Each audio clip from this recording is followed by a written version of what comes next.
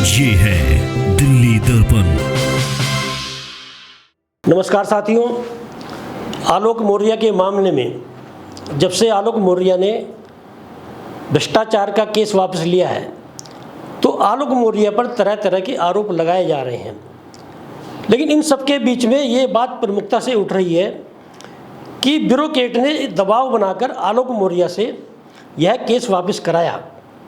जो जानकारी आ रही है, ब्यूरोक्रेट ने दबाव तो बनाया, लेकिन ब्यूरोक्रेट ने आलोक मौर्य को यह कहकर डरा दिया कि भ्रष्टाचार के मामले में यदि 4 से 5 साल की जिस तरह का आरोप लगाया है आलोक मौर्य ने कि ज्योति मौर्य रिश्वत ले रही थी और आलोक मौर्य को जानकारी थी, यदि रिश्वत का पैसा घर में आ रहा था तो आलोक मौर्य भी बराबर का भागीदार है। मतलब यदि ज्योति मौर्य को जेल होगी तो आलोक मौर्य को भी जेल होगी। और आलोक मौर्य ने इस डर के जो है कि मुझे कहीं जेल ना हो जाए, यह केस वापस लिया। लेकिन सबसे बड़ी बात इसमें यह निकल कर आ रही है, जिस सातिराना अंदाज में आलोक मौर्य ने ज्योति मौर्य की चाहे ऑडियो रही हो, वीडियो रही हो, या जैसे ज्योति मौर्य ने आरोप भी लगाए आलोक मौर्य और उसके छोटे भाई पर, विनोद मौर्य पर, अपने देवर पर, कि उनकी जो है वो पर्सनल फ़ोटो जो है उनके पास में है। तो जिस तरह से उन्होंने वो अपने कब्जे में ली, या आलोक ज्योति मौर्य के फ़ोन से जिस तरह से वो उन्होंने ली, तो निश्चित रूप से आलोक मौर्य जो है, लोग बोल भी रहे थे, कई डिजिटल चैनल ने चलाया भी कि जासूस का भी बाप है आलोक मौर्य।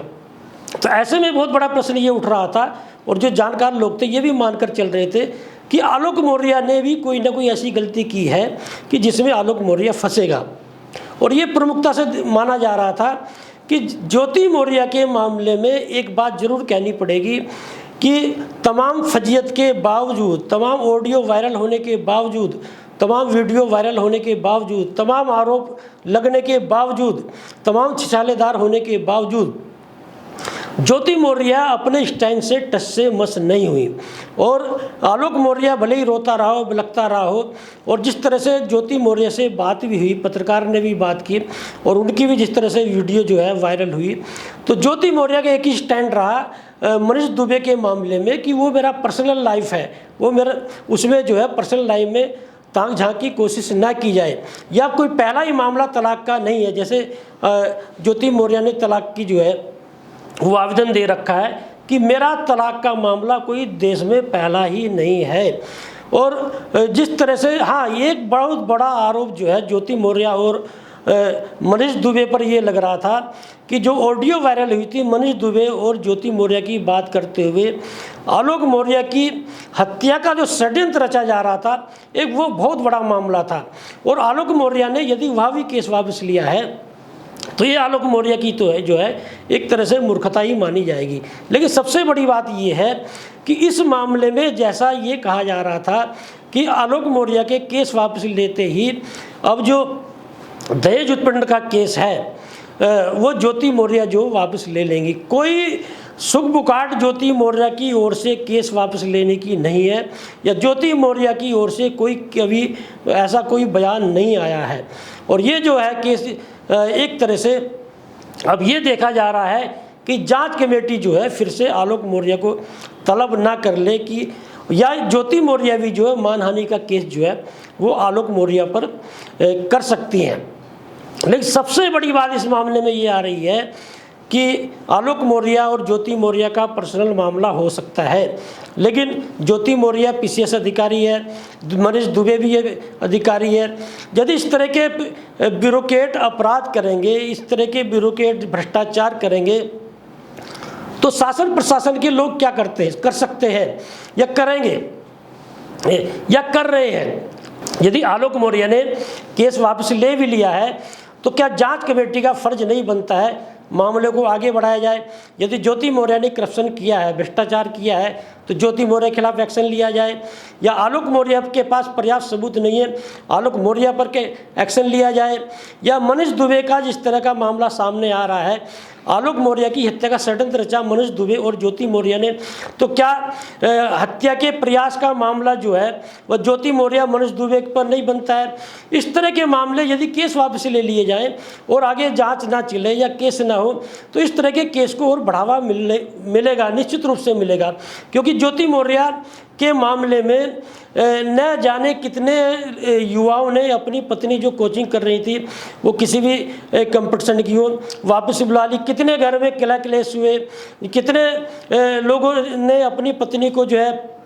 एक तरह प्रताड़ित भी किया और कितने जो है मनमुटाई भी हुई है इस मामले। कई लड़कियों को यदि वापस बुलाया वो नहीं मानी, फिर भी कोचिंग करती रही।